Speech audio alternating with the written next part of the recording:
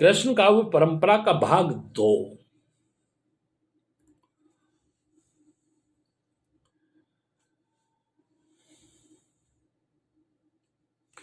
इसमें भाग 1 में हम पढ़ रहे थे, उसके पश्चात हम लेते हैं कि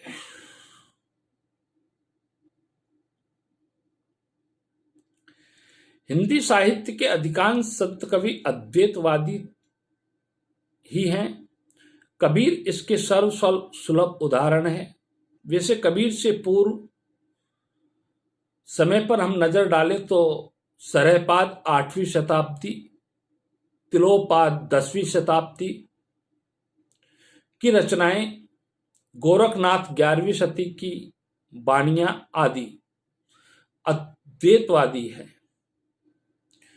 यह मानने में तनिक भी संकोच नहीं होना चाहिए कि आम नागरिक की बोली वाणी में सिद्धों और नाथ पंथों योगियों ने कबीर से पहले ही अद्वैतवाद का प्रचार प्रसार कर दिया था। कबीर के बाद भी अद्वैतवाद की लंबी श्रृंखला कायम रही। कबीर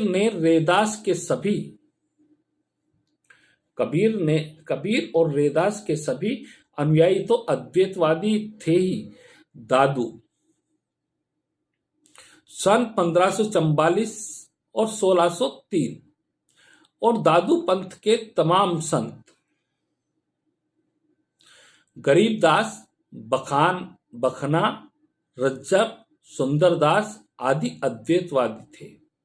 मलूकदास, भीखा, जगजीवन दास, बूला, यारी, गुलाल, पलटू आदि संतों की बानियां अद्वैतवाद के ही उदाहरण हैं।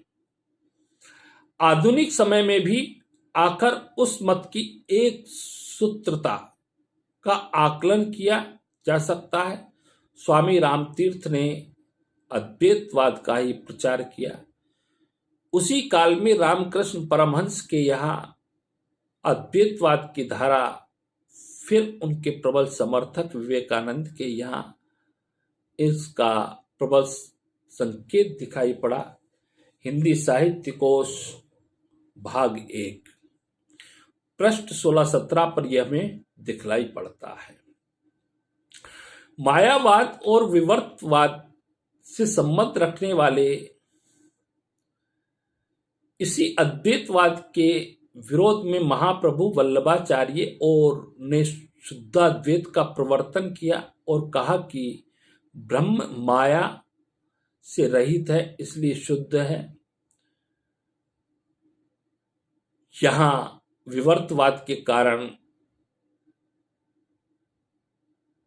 कार्य रूप की कोई अलग व्याख्या संभव नहीं है। ब्रह्म दोनों ही रूपों में, कारण रूप में भी और कार्य रूप में भी शुद्ध है, मायिक नहीं है। माया रहित ब्रह्म है, अद्वैत तत्व है। संपूर्ण जगत प्रपंच उसी की लीला का विकास है। सर्व खलु इदम ब्रह्म, सारा कुछ ब्रह्म ही है के सिद्धांत को उन्होंने अक्षर से सत्य माना। विष्णु स्वामी रुद्र संप्रदाय के प्रवर्तक भक्तमाल में नाभादास ने उल्लेख किया कि ज्ञानदेव सन 1275 से 1296, नामदेव, त्रिलोचन आदि संत विष्णु गोस्वामी के संप्रदाय को ही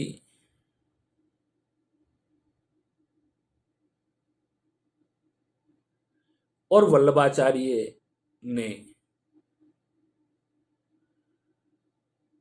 इसी का अनुसरण करते हुए शुद्धाद्वैत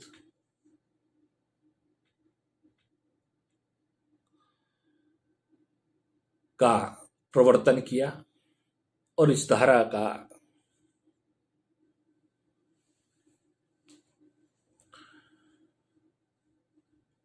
भक्ति संप्रदाय पुष्टि मार्ग चलाया।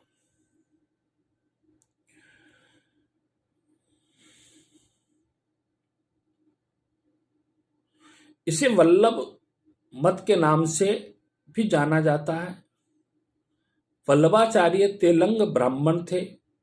इनके जीवन की घटनाएं काशी, अरेल, इलाहाबाद जिला, वृंदावन आदि जगहों से संबंधित है। इनके लिखे ग्रंथ वल्लभाचार्य ने ब्रह्म विद्या के लिए श्रुति स्मृति को ही एकमात्र प्रमाण माना। वेद, उपनिषद, गीता, भागवत पुराण को ज्ञान का उत्स माना। ब्रह्म निरूपण के लिए युक्ति का सहारा लेने वाले शंकराचार्य को उन्होंने वेद विरोधी और प्रच्छन्न बोध भी कह दिया। उनका मार्ग शुद्ध धार्मिक था।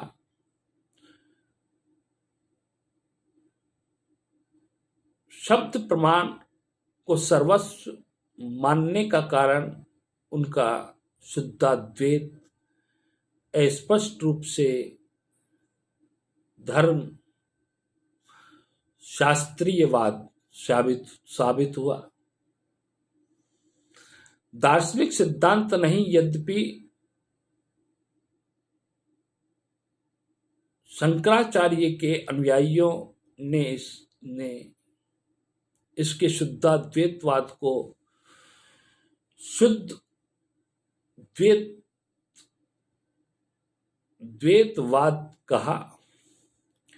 इधर श्रुति और स्मृति से सिद्ध है कि सारा कुछ ब्रह्म ही है। उपनिषदों में उसे ब्रह्म कहा, गीता ने पुरुषोत्तम और भागवत में ने परमात्मा। वे सगुण भी हैं, निर्गुण भी, अणु भी हैं, महान भी, चल भी हैं, अचल भी, गम्य भी है, अगम्य भी, जिनके स्वरूप से समस्त जगत आविर्भूत होता है। इस मत को स्वरूप परिणामवाद कहा जाता है। यह जगत कार्य रूप से ब्रह्म ही है। इसकी उत्पत्ति या इसका विनाश नहीं होता, आविर्भाव और तिरोभाव होता है। अनुभव योग्य होने पर जगत का आविर्भाव होता है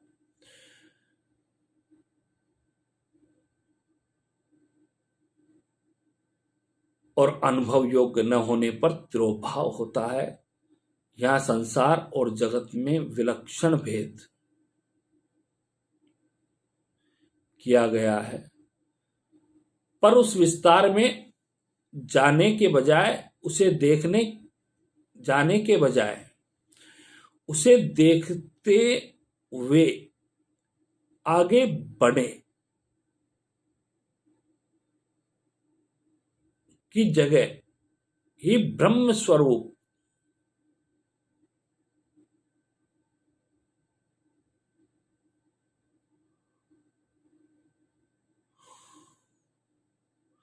नित्य है, ब्रह्म स्वरूप है, नित्य है, अविनाशी है, अक्षर है।